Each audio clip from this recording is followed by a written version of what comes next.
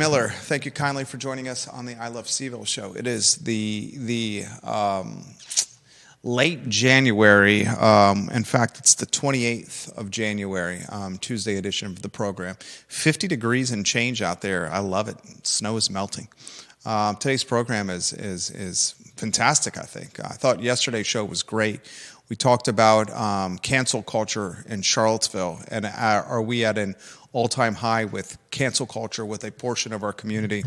A portion of the community has the belief or understanding that they are displaying or pursuing their best version of being an American by trying to cancel the folks that have a different political ideology than them. And it's just a mindset that is odd to me. It got me thinking about what is going to be the lead topic of today's show. And the lead topic of today's show is the 2025 version of Manifest Destiny. And give me a heads up, please. I'm getting bombarded with the show not being live on LinkedIn. Are you sure it's up and running on LinkedIn? Oh, fantastic. That's great. You just got it up and running on LinkedIn just in time. Thank you for those that are watching on LinkedIn. Thank you for your patience. And I appreciate you letting me know that the show was not live. Thank you. So on today's show, I want to talk about the 2025 version of this concept called Manifest Destiny that helped motivate or drive pioneers as they made their way from the East Coast to the West Coast. Taking uncharted territory and lands that were dangerous and dominated by bandits and frankly home to Native Americans, the rightful home of Native Americans, and slowly colonizing much of the United States. We've seen this concept of Manifest Destiny portrayed in today's television and streaming content, most notably in a show that Taylor Sheridan has done called 1888. Which I just finished watching, or 1883, excuse me. 1883 is a precursor to Yellowstone.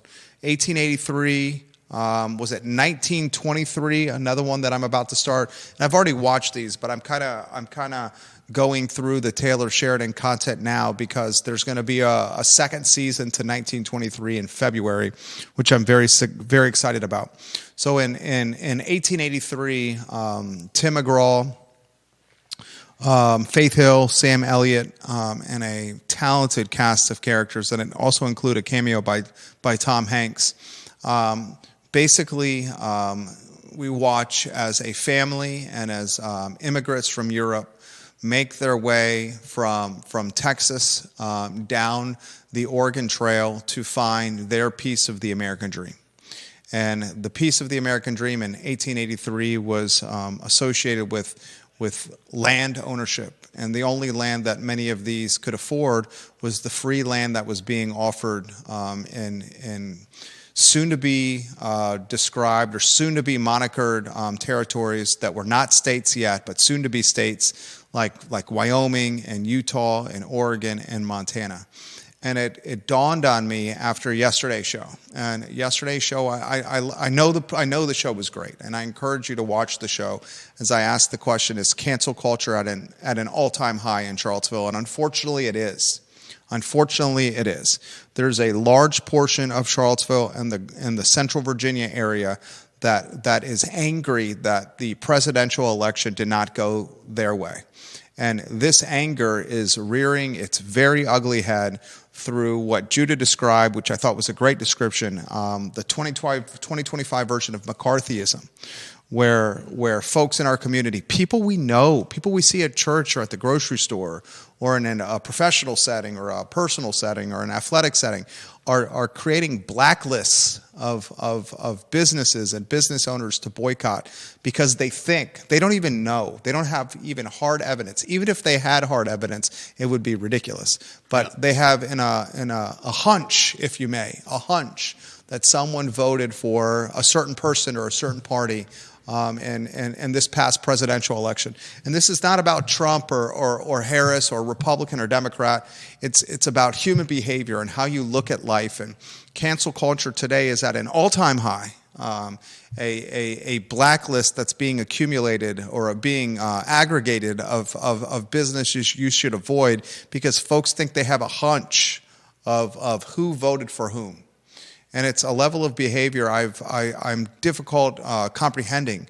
This motivation for creating this blacklist, the 2025 version of McCarthyism, is rooted in what this group of people think is their American duty.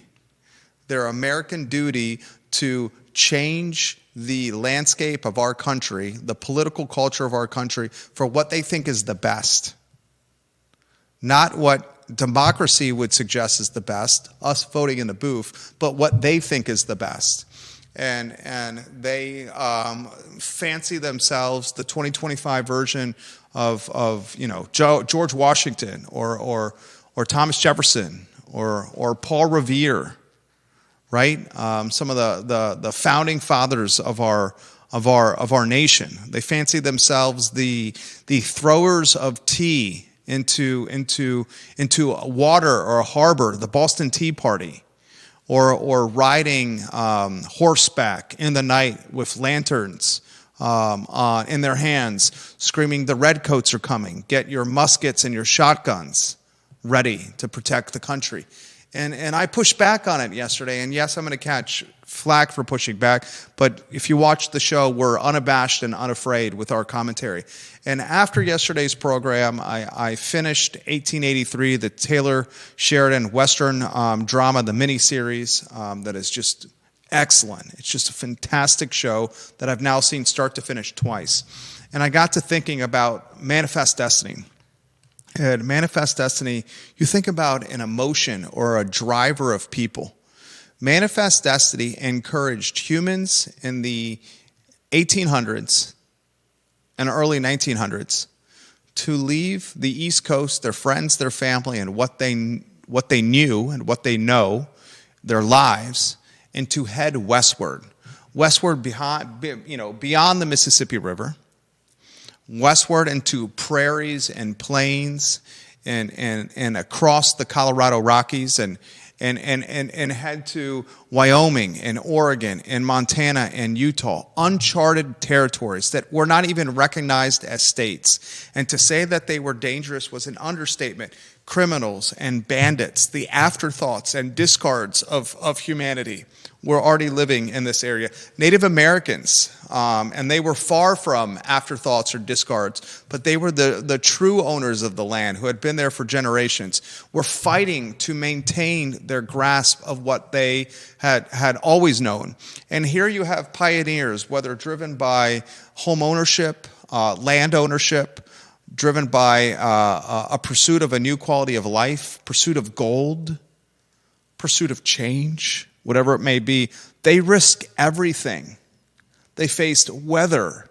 They faced prey of human variety and prey of rattlesnake and bear and wolf and predator variety, animal variety. They faced gunfire. They faced uncertainty, and they did it with their pursuit of whatever drove them, whether land ownership, home ownership, wealth, something that better for their wife, their kids, their husbands, their families, whatever motivated them, that's what drove them. And I wanted to compare and contrast this type of mindset to what's happening to today and look at what Manifest Destiny is today. What is the 2025 version of Manifest Destiny? What is the 2025 version of risking everything you have in your life to go into an uncharted area for the pursuit of the unknown because you have hope that the unknown is better than your reality and what you have today? I'll repeat that, and it's unpack it with me. What is the 2025 version of Manifest Destiny? Where you give up everything you know, your reality today, what you can expect today, for uncertainty and the unknown, based on hope and what could be better than what you have now. It's crazy to think about it this way. Is the 2025 version of Manifest Destiny, entrepreneurship? Is the 2025 version of Manifest Destiny resume circulating? Is the 2025 version of Manifest Destiny hybrid and remote work where you have more time to yourself, more quality of life? Is the 2025 version of Manifest Destiny online dating where maybe you struggle in person but you have online dating to potentially increase your sample size for finding a life partner? What is the 2025 version of Manifest Destiny? I ask you, the viewer and listener, that question. And I'll follow that question by offering some perspective, okay? There's a large portion of Albemarle County and Charlottesville because of how blue or left-leaning Albemarle County and the city of Charlottesville are. There's a large portion that is demoralized and depressed and downtrodden and the darks and depths of despair right now because of how the election has gone. Folks talking about support groups and folks saying that I'm not sure how we can move forward as a country. The fascists are taking over. I hear that a lot. I hear the comparison to Nazi Germany all the time. And I want to offer this perspective for everyone. You think 2025 is challenging for you today? Imagine what it was like in 1883 when you were in a wagon, a horse-drawn wagon, a wagon made of splintered wood drawn by horses, crossing America through prairies, through canyons, up and through and down mountains, under 110-degree heat in the desert, weathering 0-degree temperature in the Rockies, avoiding rattlesnakes and wolves and bears, bandits, buckshot, armies, militia, Native Americans rightfully fighting for their land. And think about what you're going through now versus what Americans went through less than 200 years ago. Less than 200 years ago. And ask yourself if you have it better today than what Americans had less than 200 years ago. Perspective. Life, I don't profess to have anything figured out. I just want to wake up every day and be the best version of myself. And I fail at that. I fail at that more than I succeed at that. Waking up every day and being the best version of myself. Often I go to bed and I think of, man, I could have done all these things way better. But my goal each day is to wake up and be the best version of myself. That's it. And as I wake up every day and try to be the best version of myself, I think about perspective to help get me through the day. And today, the perspective we have in 2025 America versus 1883, versus 1923, versus 1953, versus 1993, I'd say to me, today's America is way better than each of those dates that I just acknowledged. Prove me wrong. Prove me wrong. Are we perfect? No. Are we perfect? Far from it. But the upside and the potential in 2025 today versus 1995 or 2005 is dramatically more significant. So I want to weave Judah Wickhauer in, then we'll get some partner announcements on the program. Viewers and listeners, let us know your thoughts. Jack Jewett, yes, Bill McChesney. Great local acknowledgement to Jack Jewett. 2025 version of Manifest Destiny. Very curious to hear what Judah Wickhauer's thoughts are on that. Very curious to hear of your thoughts on any of my monologue here. Judah, I value your perspective. Show is yours. I definitely appreciate what you're talking about. I see that there is a certain push that that things need to be a certain way. That that I think your correlation with Manifest Destiny and the fact that that was kind of like some felt that that was like a God-given right, and I think you mentioned a lot of the things that people had to overcome and struggle against. I think we often look at Manifest Destiny from the perspective of white people, of people who became the Americans that we see around us today. But I think less talked about is the fact that oftentimes that meant doing whatever you wanted to anyone in your way. That was, practically engaging in slavery to build railroads across the country, disregarding the homes and sacred lands of Native Americans. And I think that ties in very well with what you're talking about, because here we are looking at and it's not just these people we're talking about. I think there are others who take this Manifest Destiny stance, and frankly anybody that thinks they are thinks they have a mandate from God scares me. I mean, that's the kind of person that will do anything, lower themselves to any depth, to do something that they feel they're, like I said, God has called them to. Has God called you to eradicate someone who's politically different than you are? I mean, that should scare all of us. It's a segue from yesterday, and this movement from folks in Charlottesville, Albemarle County, and the Commonwealth, the country, to pursue what they think is their duty as American to eradicate other Americans of certain ideology, political ideology, creating the 2025 version of a blacklist, basically McCarthyism. Yeah.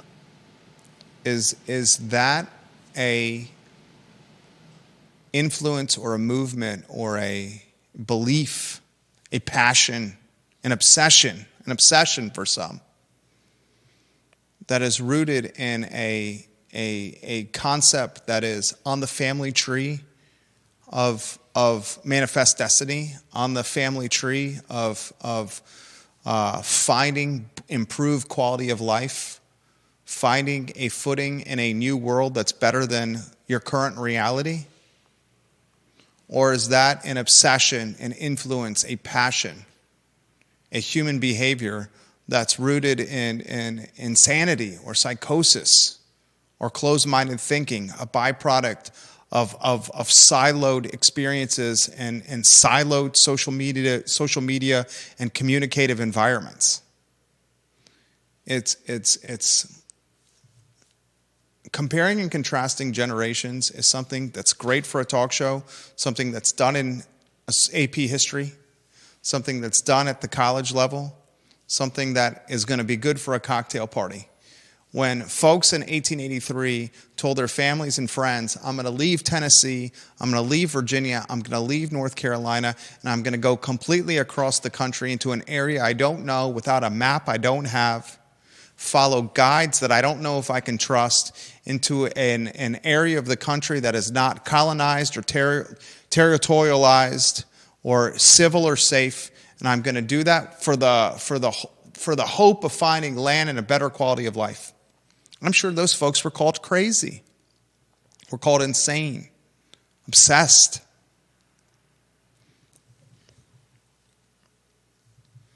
And here's a very straightforward question. You and I are probably 180 degrees different in just about everything we see with life, which I think makes for a complementary dialogue for a talk show.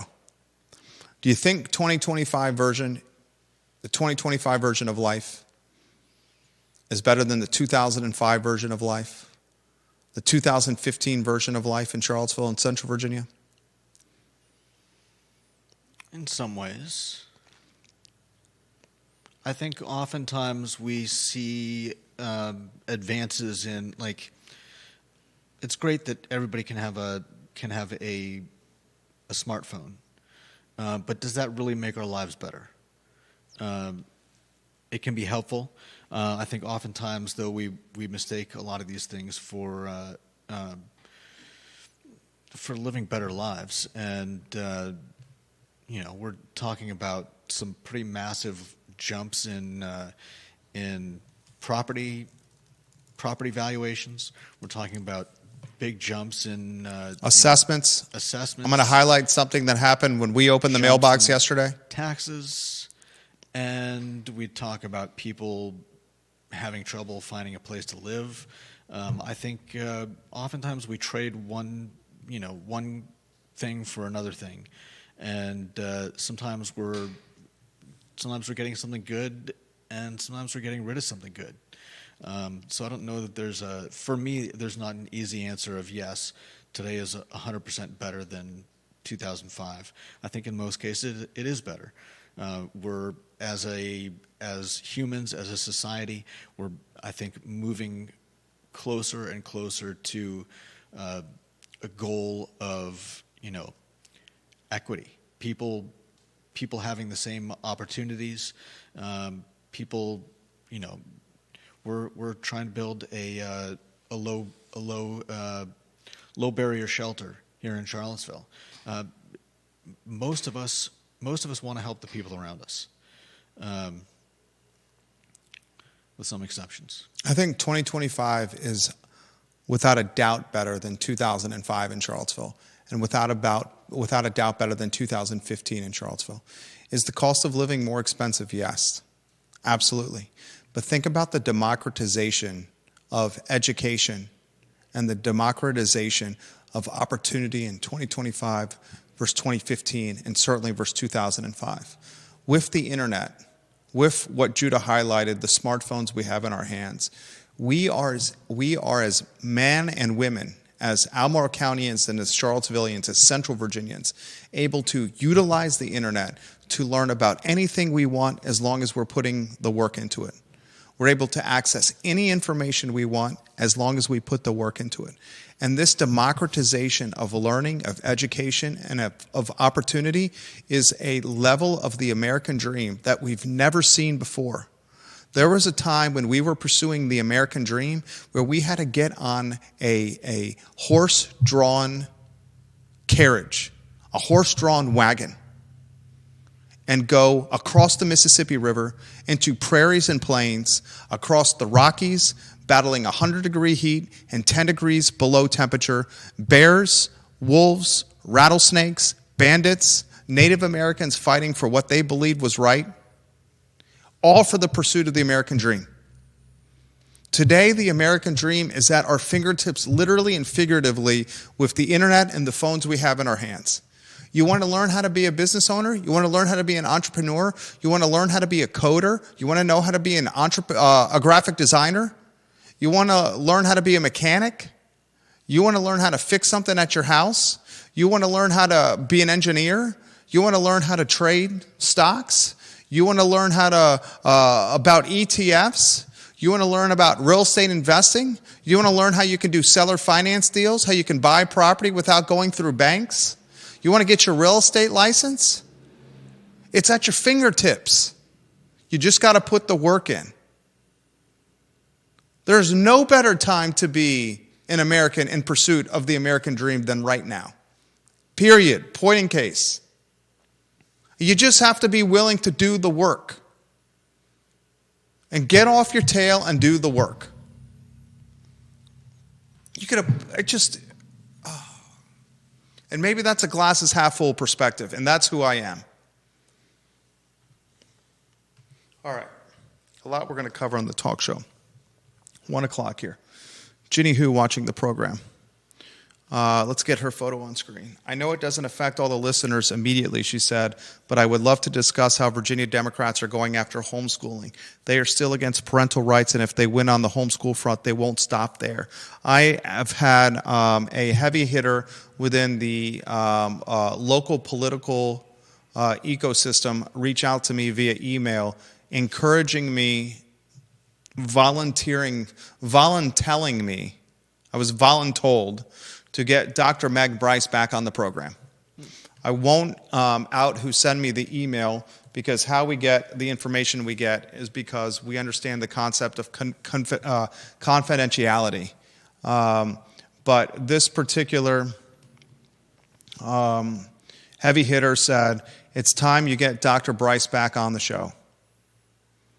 We need for her to offer her perspective on what Virginia Democrats are doing, specifically Katrina Carlson and Amy Laufer, to try to push her off the Board of Education. So I will reach out to Dr. Bryce via either Facebook message or email to see if she'd like to come back on the program and extend that invitation. I will do that today. Neil Williamson asked the question, how does Jerry define the American dream? Neil Williamson also says this, despite the lofty idealism of Manifest Destiny, the rapid territorial expansion over the first half of the 19th century resulted not only in the war with Mexico, but in the dislocation and brutal mistreatment of Native Americans, Hispanics, and other European occupants of the territories now being occupied by the United States. 100% right. I've also found this, that there's this unfortunate mindset in today's society of, instead of building something for yourself, trying to take it from someone else who's already built it. It is much easier to take what someone has already built through sweat equity and blood and tears than to go through the same blood and tears process and sweat equity yourself. So a lot of what he's talking about with Manifest Destiny, taking what was already there, is the downside of that pursuit of the American dream. And he asked me a very straightforward question, Neil Williamson, the president of the Free Enterprise Forum. What is Jerry's definition of the American dream? That's a great question. My response to that would be, the definition of the American dream is different for everybody that pursues their version of the American dream. My version of the American dream is what is the absolute best for my wife and two boys. I want my wife and our two boys to have a quality of life that was better than the quality of life that my wife had and I had. And my wife and I both had great quality of lives growing up. I want them to be able to have more than we had. Part of my version of the American dream is to pursue employment where every day that I wake up, and I understand that this is a luxury, where every day that I wake up, I'm able to get out of bed when the clock blares in the 5 o'clock hour before I'm driving our oldest to school, and I'm able to say, I cannot wait to effing get to work today because I effing love what I do. This morning alone, I met with a business owner who's looking to deploy 6 figures in the pursuit of another established business. The established business said, I want to exit what we've been doing for so long. Help us find a suitor to buy it. I met with this potential suitor to buy it. We'll structure a deal, negotiate the deal, figure out the financing if it's not all cash, and we'll make both parties happy. This afternoon, I'm going to meet with a real estate developer and one of the largest commercial owners in the city in Albemarle County. And we're going to figure out, as he heads to the backside of his life, what are the next steps for his holdings. We're going to meet with a UVA professor this afternoon who's looking to expand their technology footprint, uncertain how to do so. Location, infrastructure. We'll figure that plan out. I love what I do. So my 2025 version of the American dream, and it's different for everyone. First and foremost is my wife and our 2 boys having a more opportunity and upside and quality of life than I had, than my wife had, and ours was pretty damn good. And that's a salute and a tip of the cap to my parents and my in-laws for what they provided. And then the second part to answer that question is to wake up every day when I work my ass off 60 plus hours a week and to absolutely adore and love the work that I'm doing for that kind of time away from family. That's my American dream. I posted this on the I Love CVille Network yesterday evening, all in a 4-hour span.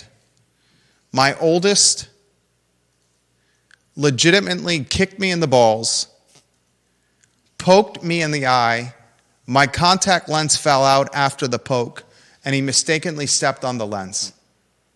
And then my youngest ran through the living room right before bed after his diaper and afternoon clothes were taken off, before we can get him in his new diaper and his PJs, buck-ass naked, sprinted across the house, spear tackled buck-ass naked the family German Shepherd,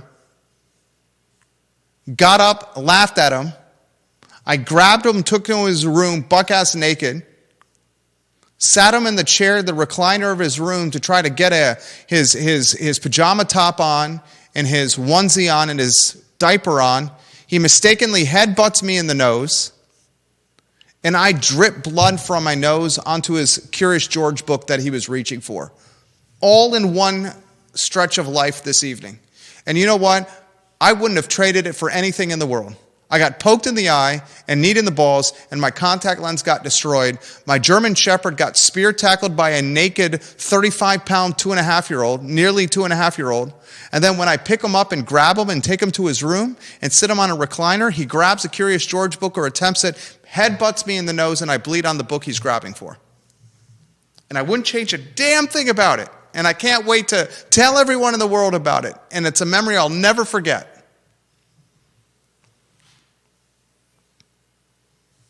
And before that interaction happened, my wife and I go to the mailbox and we get something that has Albemarle County letterhead on it. I knew what it was. Everyone that's a homeowner is getting these right now. The updated assessments. The updated assessment comes in the mail. I rip open the assessment.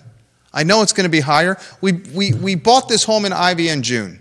The assessment right after a closing. In an extremely hot market, and frankly speaking, a micro market in Ivy that is extremely popular. That's why we moved there. Why do we live in Charlottesville and Albemarle County in Central Virginia? Because we have an abundance of amenities and quality of life. We have outdoors, we have sports, we have music, we have restaurants, we have hiking. We have the University of Virginia, we have opportunity. That's why we live here. That's why everyone wants to live here. That's why people are moving here. Do we have our flaws? Absolutely. But that's why people are moving here. Why do we move to this micro market? Because of Ivy? Because of everything that I just rattled off, plus a location that's close to everything. Everything. Bought this crib in June. Literally bought the crib in June. The bill comes out in January. The assessment that was factored into our mortgage calculation, 25%, actually 30% down payment on the whip, on the crib, 70% financed, a jumbo situation, 7.1%, happy to have it. Complaining about rates, would I want something in the 5s or the 4s? F yeah, of course I would. Happy to get one in the 7s? Yes, because when it drops, I'll refinance it. And we got 70% equity out of the gate, 30% of equity out of the gate, with the 30% down payment. I knew the assessment was going to get higher. Did I think it was going to jump 23.5% from June until January? 23.5% in 6 months? No. But I knew it was going to increase. And you know who really takes it on the chin in that regard? You know who really gets kicked in the balls by the oldest son? Poked in the eye by the oldest son? Head-butted in the nose? Blood dripping on the Curious George book by the youngest son? My neighbors. Their assessments tied directly to the comp that just sold in June. Tied to the comp that just sold in December. Another comp in the neighborhood, under market and under contract in 3 days. I can assure you a bidding war higher than asking. Asking 1,295 out of the gate. 1,295,000 out of the gate. Under contract in not day, hours, tens of hours, ladies and gentlemen. Props to Liz Rainey for getting that under contract. And I ask you, the viewer and listener, this question. I ask you, Judah Wickhauer, this question. I ask you, Judah Wickhauer, this question. Give me a bill year over year that upticks 23.5%. I ask you, the viewer and listener, and don't tie it to me. Don't tie it to me opening an envelope out of a mailbox in Ivy and seeing an assessment that jumped 23.5%, okay? I want you to tie it to the folks that are catty-corner to me that are retired, that got the same bill that opened and saw a 23, 25% uptick because some family with a battering, bruising puppy pack of Mountain Dew chugging Jack Russell Terriers, my boys, moved into the house across the street from them. And they said, these mother effers, they bought that house for that price, and I'm going to this mailbox and opening this envelope, and it's 25% higher. Are those people across the street getting 25% improved service? Better service? And I'm going to ask you, the viewer and listener, this question as you have the right lower thirds on screen. The assessment lower third. I got a serious question for you. Do we expect elected officials, the Board of Supervisors, to lower the tax rate? Does anyone think that the tax rate is going to lower with the increase in assessments? Across the board, on average, a 5.1% uptick. 5.1% for Albemarle County. The Samuel Miller District, Jim Andrews' district, got the largest uptick, 7% plus in the Samuel Miller District. Holmes and Ivy really got an astronomical uptick, but that's part of the Jack Jewett District, which saw other homes with not nearly as big a jump. Are we going to have elected officials? Ned Galloway, friend of the program. Ann Malik, friend of the program. Diantha McKeel, friend of the program. Mike Pruitt, friend of the program. Jim Andrews, friend of the program. Who am I forgetting over here? B. Lepisto Kirtley. Don't really know her. Not throwing shade on B. Not really interacting with me. Wish you would, B. Got nothing but love for you, Lepisto Kirtley. Got nothing but love for you. Malik's been here. McKeel's been here. Pruitt's been here. Galloway's been here. Andrews has been here. Ned's a friend. Mm-hmm. Ned's a friend. Do we expect the Board of Supervisors to lower the tax rate, Judah? Do you think the Board of Supervisors will lower the tax rate when all our assessments in Albemarle County, in some cases, are upticking year over year 23.5%? On average, 5.1%. At a time, Judah, when our groceries are obscenely expensive, gasoline still well above 3, credit card debt tied to a rate that we've been taught. It's on the screen right now. Will the Fed cut rates? It's on CNBC right now. I've been talking about effing Jerome Powell and rates for 24 months. Will the county cut the tax rate? What's your answer? If I had a magic 8 ball in front of me, I believe it would say not likely. It would be hell no, is what the magic 8 ball would say. It would be hell no. And what's odd about not cutting the tax rate is this. An elected official, how they got in that on the dais was how. How did they get on the dais? By running for the seat? By securing the popular vote in their district. They got on the dais by securing the popular vote in their district. Right? That's what they did. If they wanted to secure the popular vote, which was important to them to get on the dais, the popular choice would be to lower the tax rate. They have a lot of birds chirping in their ears. And some of those birds are tied to needing a new school and the northern feeder pattern. Some of those birds chirping are tied to bicycle and pedestrian and walking and sidewalks. Some of those birds chirping in their ears are tied to expanding the developmental area. Mm-hmm. More housing. Some of those birds are chirping about water and infrastructure. Some of those birds are talking about cut the taxes on meals and retail and shopping and spending and put it on rooftops. But the popular choice, what got them there, winning the popular vote in their district, would be to lower the tax rate. And a tax rate that stays the same at a time when the assessments uptick to this clip is a tax on everyone. It is a tax on everyone. And further kicks in the balls those living on the financial margin. And it further demoralizes single income earners, single parent earners, fixed income households, unemployed households. And it certainly impacts folks of color at a greater clip than folks that are white. You want to keep the community from gentrifying, and if you truly want to be advocates for housing affordability, you lower the effing tax rate. If you don't lower the effing tax rate and you go for these pet projects, then all you are doing is talking out of one side of your mouth and doing something completely different, or whatever the hell that saying is.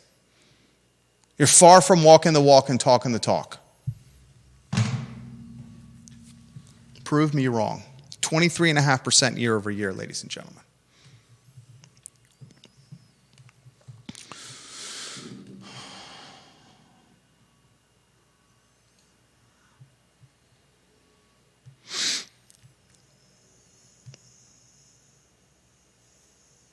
Deep Throat says this: in my old neighborhood in Austin, Texas, everyone was massively underassessed. You don't have to report sales price in Texas. It was a pact among neighbors that when you sell, you tell the buyer, do not respond to assessor inquiries. When I sold, it was at 3 times the assessment.